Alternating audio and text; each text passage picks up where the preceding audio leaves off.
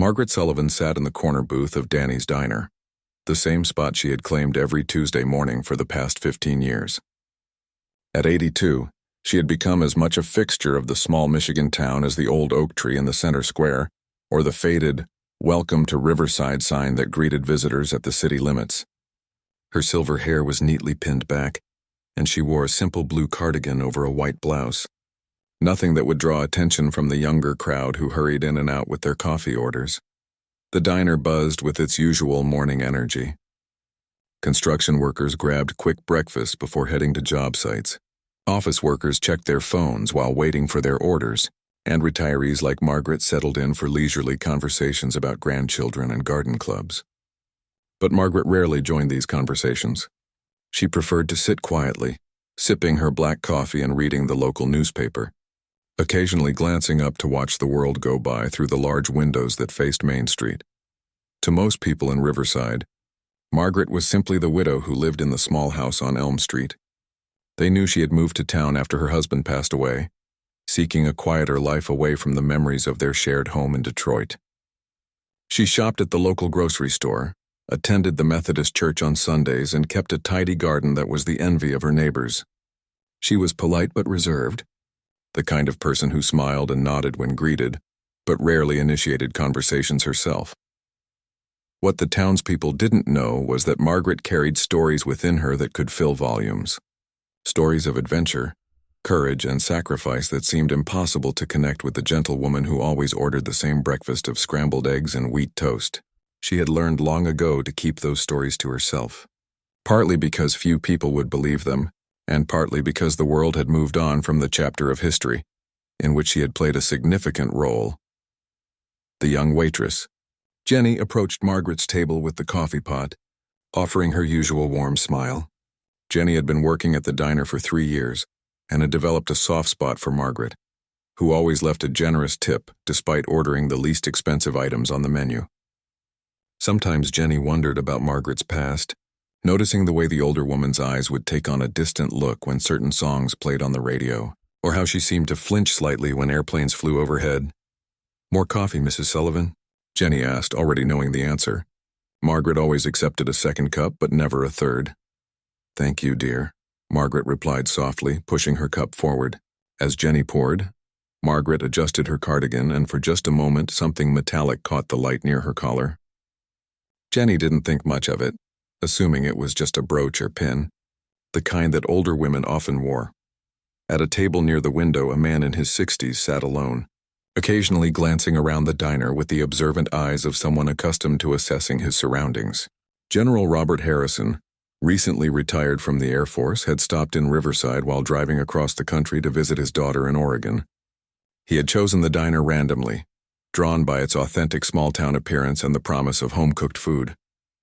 General Harrison had spent 40 years in military service, rising through the ranks from a young pilot to commanding major air operations. He had served in Vietnam, the Gulf War, and numerous peacekeeping missions around the world. His trained eye automatically cataloged details about the people around him, a habit that had kept him alive in dangerous situations and helped him understand the men and women under his command. As he ate his breakfast, the general's attention was drawn to the elderly woman in the corner. There was something about her posture, the way she held her shoulders, that suggested a familiarity with discipline and structure. She sat with perfect posture, her movements economical and precise, qualities he had observed in career military personnel even decades after their service had ended. Margaret felt someone watching her and glanced up briefly, meeting the general's eyes for just a moment before returning to her newspaper. In that brief exchange, the general noticed something that made him pause. Her eyes held a clarity and intensity that seemed at odds with her quiet demeanor. They were the eyes of someone who had seen action, who had faced challenges that most people could never imagine. The morning crowd began to thin as people headed off to work and appointments. Margaret finished her second cup of coffee and gathered her purse, preparing to leave for her weekly grocery shopping trip. As she stood and adjusted her cardigan, the general caught sight of something that made his breath catch in his throat. There, pinned to the inside of her cardigan's lapel, were a pair of silver wings. Not just any wings, but pilot's wings, and from the design and wear, they appeared to be vintage, possibly from World War II era. The general's extensive knowledge of military insignia allowed him to recognize them immediately, and he felt a surge of curiosity and respect. As Margaret walked toward the door, the general found himself standing up, an automatic response born from years of military protocol. Something about those wings and the way she carried herself told him that this quiet woman had a story that deserved to be heard. He hesitated for a moment, unsure whether to approach her, but as she reached for the door handle, he made a decision that would change both their lives. The general had spent his career surrounded by heroes, but many of the greatest heroes he had known were the ones whose stories had never been properly told. Looking at Margaret, he sensed that he was in the presence of one of those forgotten heroes, someone whose contributions had been overlooked by history, but whose service had been no less valuable or courageous than that of the decorated pilots he had commanded. As Margaret stepped out into the bright morning sunlight, she had no idea that her carefully guarded past was about to catch up with her, or that the stranger in the diner was about to unlock memories she had kept buried for more than 60 years. General Harrison quickly left money on his table and followed Margaret outside, catching up with her just as she reached the sidewalk. The morning sun illuminated the quiet street, and a gentle breeze rustled the leaves of the old maple trees that lined Main Street.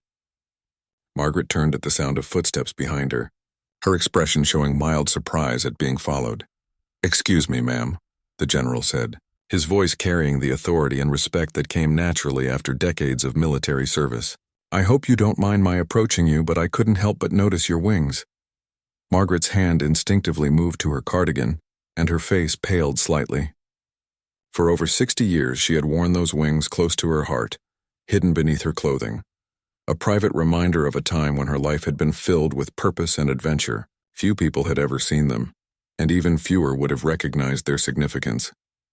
"I'm retired General Robert Harrison, United States Air Force," he continued, extending his hand with the formal courtesy of a career military officer. "Those are pilot's wings you're wearing, aren't they? And if I'm not mistaken, they're from the 1940s. Margaret looked at this stranger with a mixture of wariness and curiosity. His bearing, his manner of speaking, and the respect in his voice told her immediately that he was genuine. She had learned to recognize military personnel, even years after their service, by the way they carried themselves and the way they looked at the world. "Yes, they are," she said quietly, her voice barely above a whisper. She clutched her purse a little tighter, as if preparing to flee from memories that had suddenly become too real. General Harrison's eyes showed a deep respect as he studied her face more carefully. "Ma'am, I've spent my entire career in aviation, and I know the history of women in military flying. Those wings, they tell a story that I have tremendous respect for. Would you be willing to share that story with me? Perhaps we could go back inside the diner?" Margaret hesitated, looking back at the diner and then at this man who had somehow seen through the careful disguise she had maintained for decades. She had spent so many years being invisible, being just another elderly woman in a small town, that the thought of discussing her past felt both terrifying and strangely liberating. "I don't usually talk about those days," she said softly, but something in the general's manner convinced her that he would understand in a way that others might not. "But I suppose, if you have time to listen." They returned to the diner where Jenny looked surprised to see Margaret back so soon. The general requested a quiet corner table, and they settled in with fresh cups of coffee. Margaret's hands trembled slightly as she wrapped them around the warm mug, and General Harrison waited patiently, recognizing that she needed time to find the words for a story she had kept hidden for so long. "Those wings belong to my sister, Mary Elizabeth Thompson," Margaret began, her voice growing stronger as she spoke. "But I earned them too, though mine were never officially recognized." General Harrison leaned forward, his attention completely focused on her words. He had studied military aviation history extensively, and knew that women pilots during World War II had faced incredible challenges and discrimination, despite their skill and dedication. "Mary Beth and I learned to fly in 1941, Margaret continued, her eyes taking on a distant look as she traveled back in time. "Our father owned a small airfield outside Detroit, and he taught us both. Said there was no reason girls couldn't be just as good pilots as boys, maybe better because we listened to instructions and didn't take unnecessary risks." The general nodded, understanding the significance of what she was telling him. In 1941, female pilots were extremely rare. and the idea of women flying military aircraft was considered revolutionary by most people. When the war started, Mary Beth joined the Women Air Force Service Pilots, Margaret said, her voice filled with both pride and pain. The WASPs. She was accepted into the program in 1943, and I was supposed to join her, but... Margaret paused, her fingers touching the wings through her cardigan. General Harrison waited, sensing that this was where the story became complicated. My application was rejected, not because I couldn't fly, but because of a clerical error that listed my birth year wrong, making me appear too old for the program. By the time we discovered the mistake and corrected it, the program was full and they weren't accepting new candidates.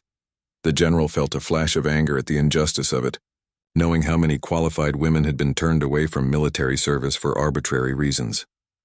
But Mary Beth found a way for me to serve anyway, Margaret continued, her voice dropping to almost a whisper.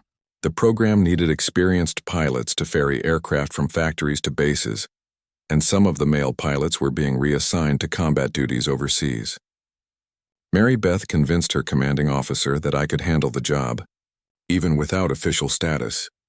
General Harrison realized he was hearing about something that had probably never been officially documented, a shadow operation where skilled women pilots had served their country without recognition or official acknowledgement. For 2 years, I flew everything from training planes to bombers, moving aircraft across the country so they could be prepared for overseas deployment. I wore civilian clothes, carried civilian identification, and if anyone asked, I was just a factory employee delivering equipment. The enormity of what she was telling him began to sink in. This woman had risked her life flying military aircraft during wartime, with no official protection, no recognition, and no guarantee that she would be helped if something went wrong. "What happened to your sister?" the general asked gently, though he suspected from Margaret's expression that the answer would be painful. Margaret's eyes filled with tears that she had held back for decades. Mary Beth was killed in 1944, flying a P-51 Mustang from the factory in California to a base in Texas. Engine failure over the mountains. They said she handled the emergency perfectly, tried to save the aircraft until the very last moment. General Harrison reached across the table and gently placed his hand over Margaret's. "I'm so sorry for your loss, and I'm honored to meet you. What you and your sister did was incredibly brave and important." Margaret looked up at him with surprise. "Important? General, no one even knows we existed. The WASP program was disbanded in 1944, and the women who served weren't even considered veterans until the 1970s. My service was never even officially recorded." "That doesn't make it any less important," the general said firmly. "You helped win the war. You served your country when it needed you most, and you did it without recognition or gratitude. That makes you a hero in my book." For the first time in decades, Margaret felt like someone truly understood what she and the other women pilots had sacrificed and contributed. The weight of carrying those memories alone began to lift slightly, replaced by a sense of validation she had never expected to find. As Margaret settled more comfortably into sharing her story, the diner around them seemed to fade away. General Harrison listened intently as she transported him back to a time when aviation was still young, and the idea of women pilots was revolutionary.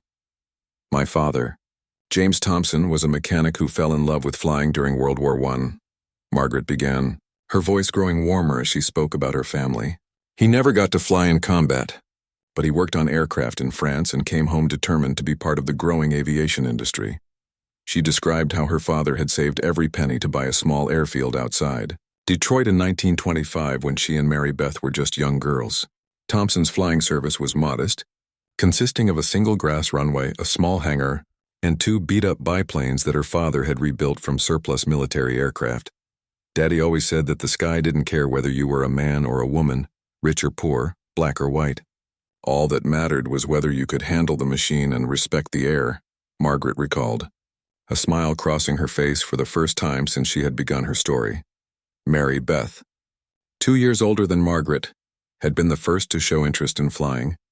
At age 16, she would spend hours watching their father work on engines and listening to the stories of visiting pilots who stopped at the airfield for fuel or repairs.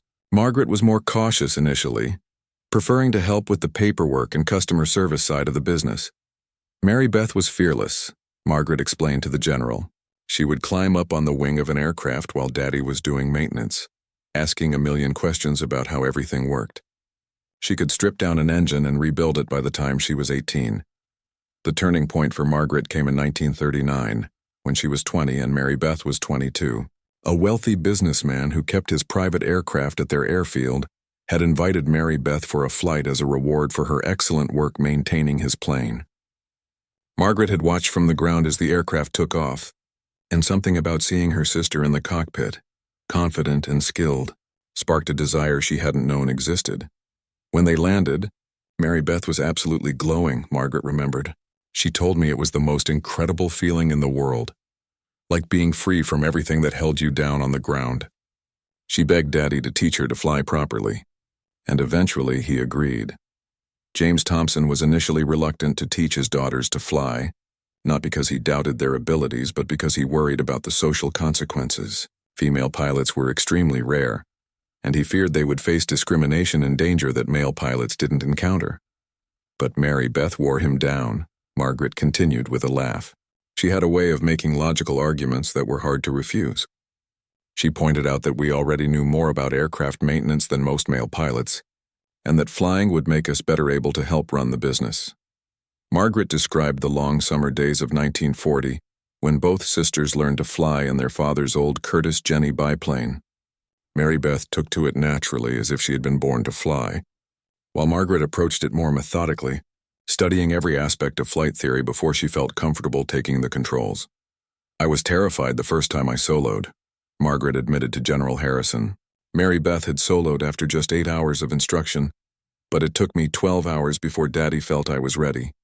I remember sitting in that cockpit, engine running, knowing I was about to take an airplane up by myself for the first time. My hands were shaking so badly I could barely work the controls. But once she was in the air alone, Margaret discovered that flying suited her personality perfectly. Where Mary Beth was intuitive and daring, Margaret was precise and analytical. She developed a reputation for smooth, technically perfect flights and an ability to handle difficult weather conditions that impressed even experienced pilots. By the end of 1940, both Mary Beth and I had our private pilot licenses, and we were helping Daddy run the business, Margaret continued. We gave flying lessons, maintained aircraft, and even started doing some charter work, flying businessmen around Michigan and Ohio. The general could see how this background had prepared both sisters for what was to come. They had received excellent training from their father, gained real-world experience in various types of aircraft, and developed the kind of mechanical knowledge that would prove invaluable during the war. What was it like being female pilots in 1940? General Harrison asked, curious about the social challenges they had faced. Margaret's expression grew more serious. It was difficult. Many people thought we were just playing around, that flying was a hobby or a way to attract attention. We had to work twice as hard as any male pilot to prove we were competent. Some airports wouldn't sell us fuel, and some mechanics refused to work on our aircraft because they didn't think women should be flying. She described incidents where she and Mary Beth had been forced to land at unfamiliar airports due to weather or mechanical problems, only to be treated with suspicion or outright hostility by airport personnel who couldn't believe that 2 young women had arrived in their own aircraft. But there were also wonderful people who supported us, Margaret added, other pilots mostly who cared more about skill than gender. And our father's reputation in the aviation community helped open some doors that might have been closed otherwise. The attack on Pearl Harbor in December 1941 changed everything for the Thompson sisters, as it did for millions of Americans. The aviation industry was suddenly in desperate need of pilots, mechanics, and support personnel, and the military began to reconsider its policies about who could contribute to the war effort. We knew immediately that we wanted to serve, Margaret told the general. Mary Beth had heard rumors about the possibility of women pilots being used for non-combat flying duties, and we both felt that our skills could be valuable to the war effort. Margaret described how they had followed the news about the Women's Auxiliary Ferrying Squadron, and later the Women Air Force Service pilots with intense interest. When the WASP program was officially announced in 1942, Mary Beth immediately began the application process. We both applied, but as I mentioned, my application had that clerical error that made me appear too old for the program, Margaret explained. Mary Beth was accepted in early 1943 and left for training at Avenger Field in Texas that spring. The general could hear the pride and pain in Margaret's voice as she talked about her sister's acceptance into the WASP program.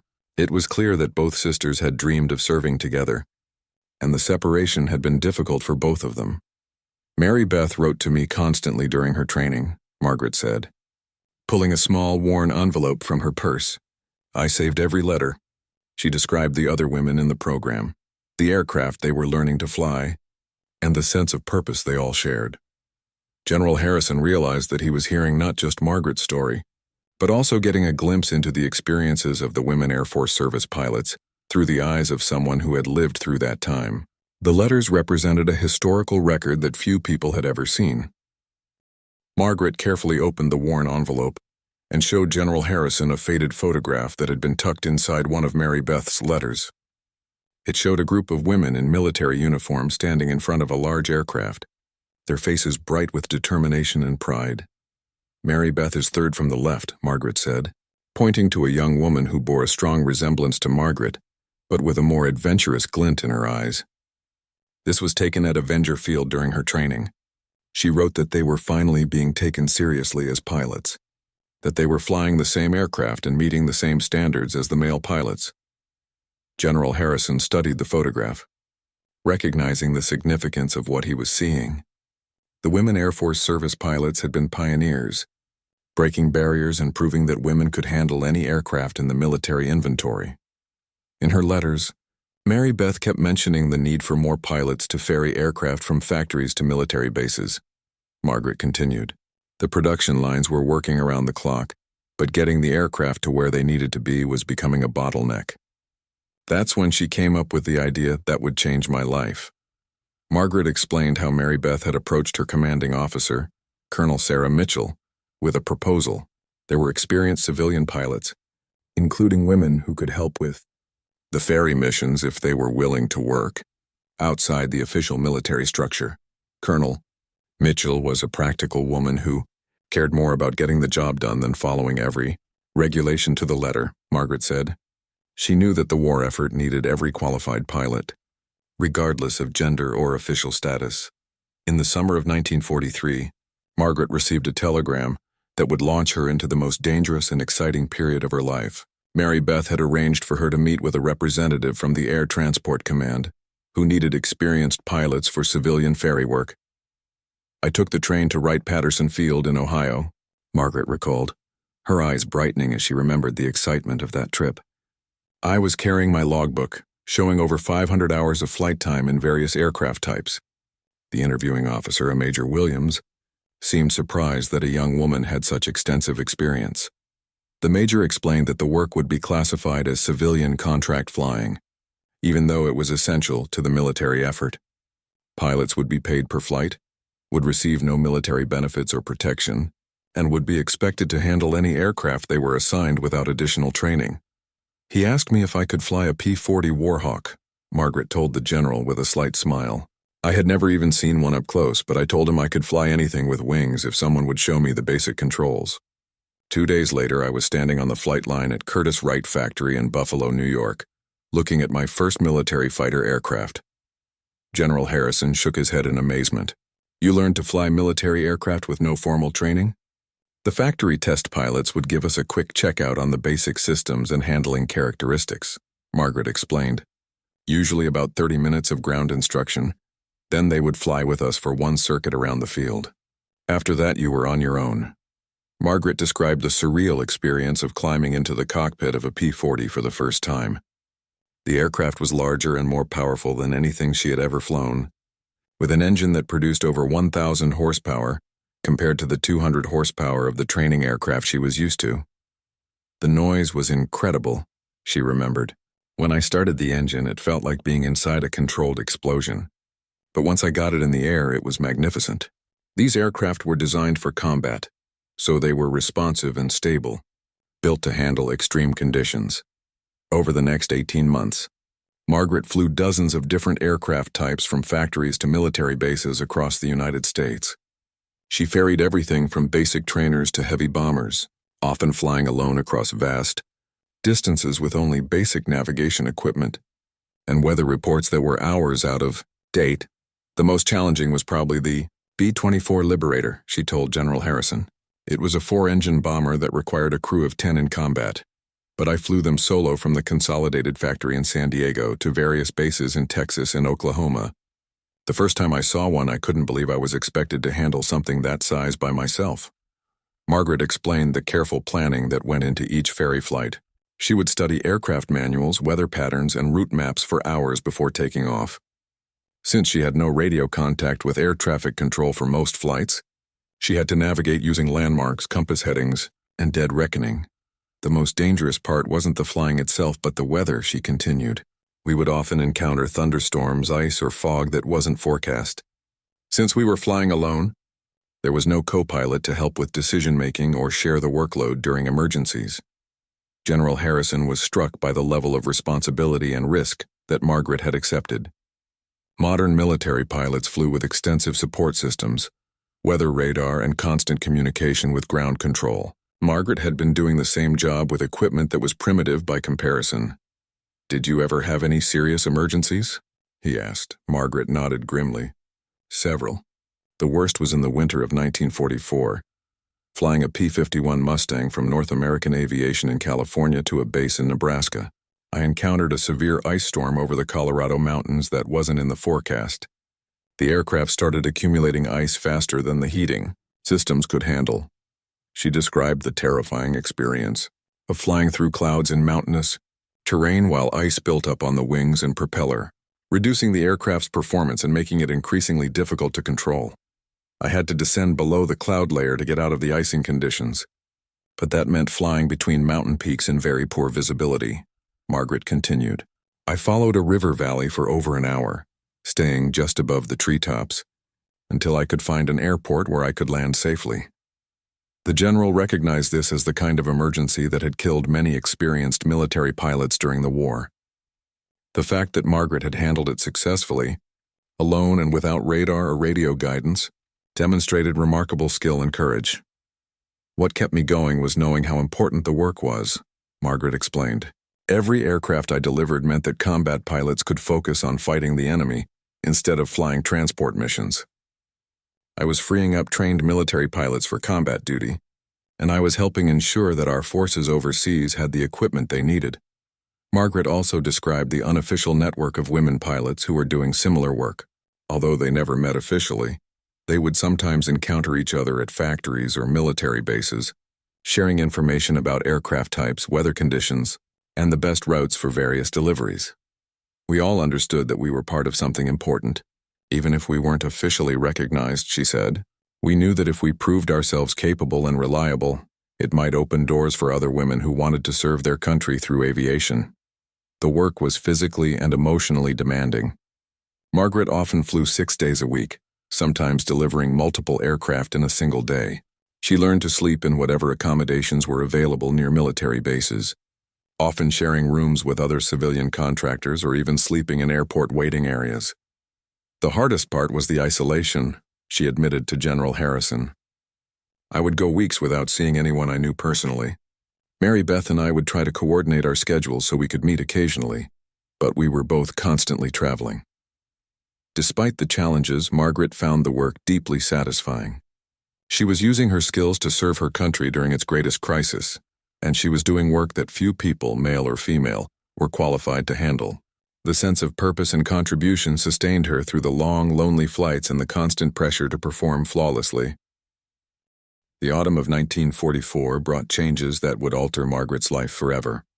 She had just completed a particularly challenging ferry mission, delivering a B-25 Mitchell bomber from Kansas to a base in Florida, when she received the telegram that shattered her world. "I was staying overnight at MacDill Field in Tampa," Margaret told General Harrison, her voice becoming quieter as she approached the most painful part of her story. "A young corporal found me in the officer's mess and handed me a Western Union telegram. My hands were shaking so badly I could barely open it. The telegram was brief and formal. Regret to inform you. Mary Elizabeth Thompson killed in aircraft accident October. 15 stop details to follow. Stop Colonel Sarah Mitchell commanding."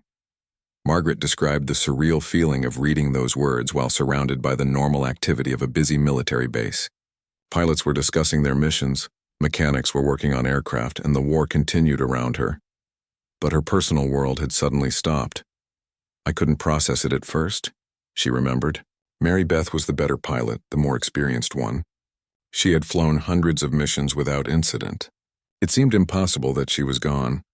The details came in a follow-up letter from Colonel Mitchell. Mary Beth had been ferrying a P-51 Mustang from the North American Aviation Factory in California to Bergstrom Field in Texas when she encountered engine problems over the mountainous terrain near Flagstaff, Arizona.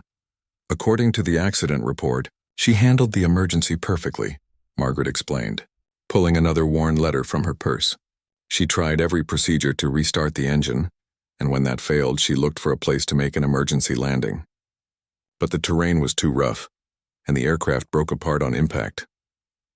General Harrison listened with the somber respect of someone who had lost many comrades during his own military career. He understood the sudden, arbitrary nature of such losses and the way they could devastate those left behind. Margaret explained that Mary Beth's death highlighted one of the cruel ironies of the WASP program.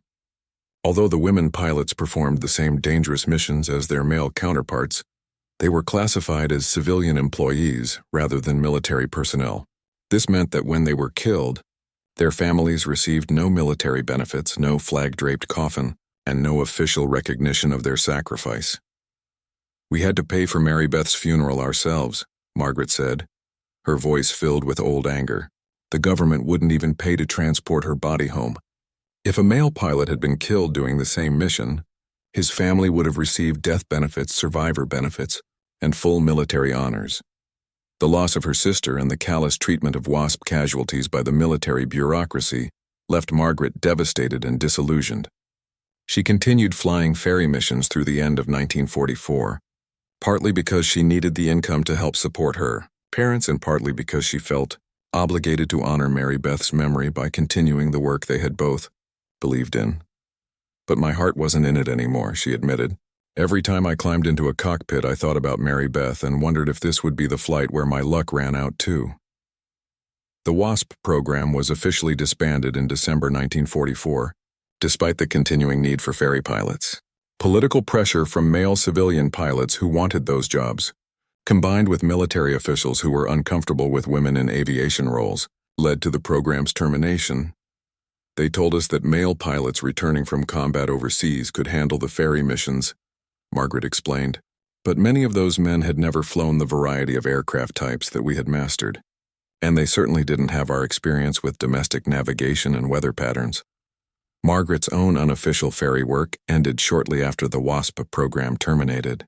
The military contracts were restructured to exclude civilian pilots who weren't part of established commercial aviation companies, effectively ending opportunities for independent operators like Margaret. In January 1945, "I flew my last military aircraft," she recalled. "It was a P-47 Thunderbolt from the Republic factory on Long Island to a base in Georgia.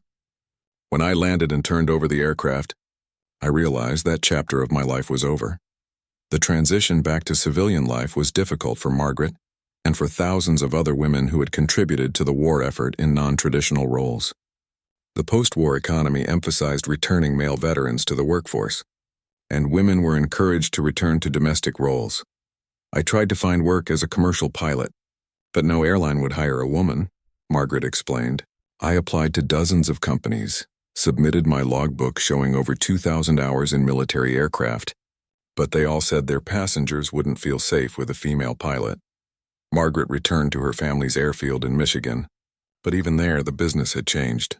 Many of the male pilots who had learned to fly before the war were returning with extensive military experience, and customers often preferred to fly with them rather than with a woman, regardless of her qualifications. "I spent the next few years giving flying lessons and doing charter work, but it was clear that the aviation industry didn't want women pilots," she said. "The war had been an exception, a time when they needed us because they had no choice. But as soon as they had alternatives, we were pushed aside." The lack of recognition for WASP service was particularly galling. The women who had served received no veterans' benefits, no GI Bill education assistance, and no acknowledgement that their work had been military service. When they applied for jobs and listed their wartime flying experience, Many employers dismissed it as irrelevant civilian work. For 30 years, the government position was that the WASPs had never been military personnel, Margaret told General Harrison. They said we were just civilian contractors like janitors or clerks. It wasn't until 1977 that Congress finally granted military status to WASP veterans. By then, Margaret explained, many of the women who had served had died or were too old to benefit significantly from veteran status. And for women like Margaret, who had served outside the official WASP program, there was still no recognition at all. I never received any veteran benefits, she said. According to the government, I was never anything more than a civilian contractor, even though I flew the same missions and faced the same risks as the official WASPs. In 1948, Margaret married Robert Sullivan, a mechanic who worked at Detroit's Willow Run Airport. He was one of the few men who seemed impressed rather than threatened by her aviation experience, and he encouraged her to continue flying even after their marriage. Robert understood what flying meant to me, Margaret said with a fond smile. He would come to air shows with me, and he loved hearing about my wartime experiences. He said I was a hero, even if the government didn't recognize it. They had hoped to have children and perhaps start their own aviation business, but Margaret suffered several miscarriages, and they eventually accepted that parenthood wasn't meant to be. Instead, they focused on Robert's career as an aircraft mechanic and Margaret's work as a flight instructor. I kept flying until 1965, Margaret told the general. By then, I was 46 years old, and the physical demands of instruction flying were getting harder. Robert's health was also starting to decline, and I wanted to spend more time with him. When Robert died of a heart attack in 1998, Margaret found herself alone at age 79. Their savings were modest, and she decided to sell the house in Detroit and move to the small town of Riverside, where housing was affordable and she could live quietly. I brought very few things with me, she explained, but I couldn't leave behind Mary Beth's wings or the letters she wrote during the war. They were the only proof I had that any of it really happened.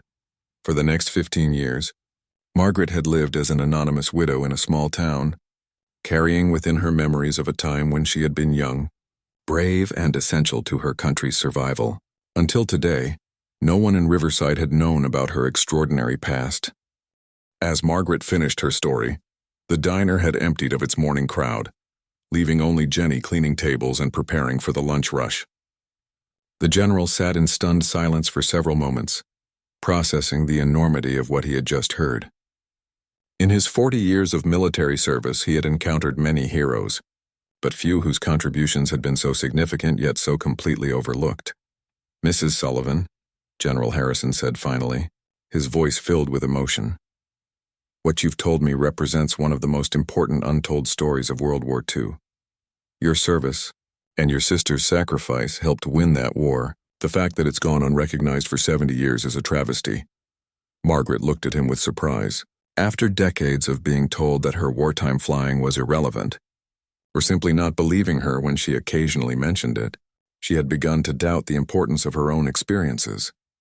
General, I appreciate your kindness, but what Mary Beth and I did was just a small part of a much larger effort, she said modestly. There were thousands of people doing important work during the war. That may be true, the general replied firmly, but your contribution was both significant and unique. Do you have any idea how many aircraft you ferried during those 18 months? Margaret thought for a moment. I kept a logbook, but I'd estimate around 200 aircraft.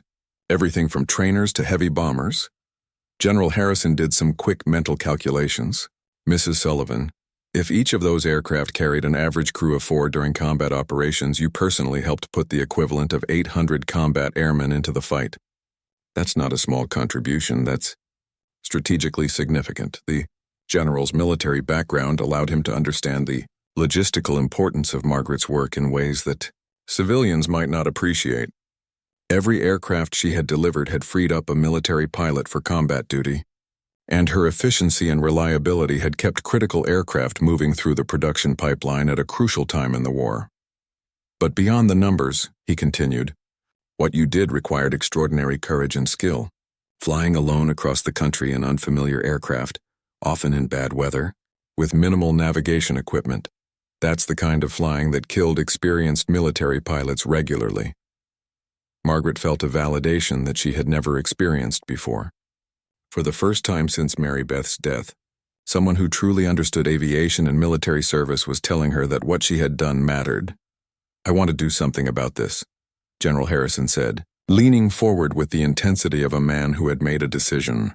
"Your story needs to be told and your service needs to be recognized. Will you allow me to help make that happen?" Margaret hesitated. After 70 years of keeping her story private, the thought of public attention was daunting. "I don't know, General. I'm just an old woman now. Who would care about something that happened so long ago?" "You'd be surprised," he replied. "There are historians, aviation enthusiasts, and veterans organizations who would be fascinated by your story. And there are young women who need to know that pioneers like you and your sister existed," the general explained, that he was involved with several military, history organizations and museums that were actively working to document and preserve the stories of overlooked veterans, particularly women who had served in non-traditional roles during World War II. The National Museum of World War II Aviation in Colorado Springs has been looking for exactly this kind of story, he told her. They have an exhibit on women in aviation, but they've never had a first-hand account from someone who served outside the official WASP program. Over the next hour, General Harrison outlined a plan that would honor both Margaret's service and Mary Beth's sacrifice. He proposed helping Margaret document her experiences through recorded interviews, preserving the letters and documents she had saved, and potentially arranging for her story to be included in museum exhibits and historical archives.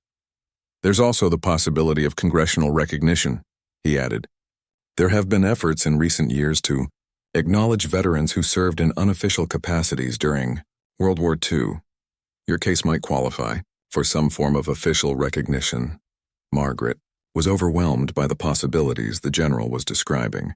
After decades of feeling that her wartime service had been forgotten and unimportant, the prospect of having it officially acknowledged was both exciting and frightening. "What about Mary Beth?" she asked. "Whatever recognition I might receive, she deserves to be remembered too." "Absolutely," General Harrison assured her. "In fact, her official WASP service combined with your unofficial ferry work tells a more complete story about women's contributions to military aviation during the war. Together, your experiences represent both the official and unofficial ways that women served."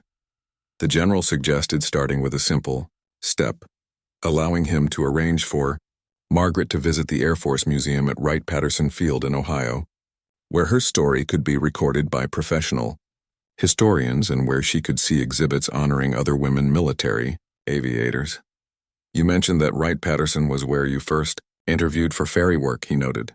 "It would be fitting for you to return there to tell your story officially." Margaret agreed, though she admitted feeling nervous about the prospect. "I've been quiet for so long, I'm not sure I know how to talk about these things publicly." "You've been talking about them beautifully for the past 2 hours," the general reminded her. "And you have documentation that most historians can only dream of. Personal letters, photographs, logbooks, and first-hand memories of events that aren't recorded anywhere else." As they prepared to leave the diner, General Harrison asked Margaret if she would be willing to let him make some preliminary contacts with his colleagues in the military history community. She agreed, giving him her phone number and address.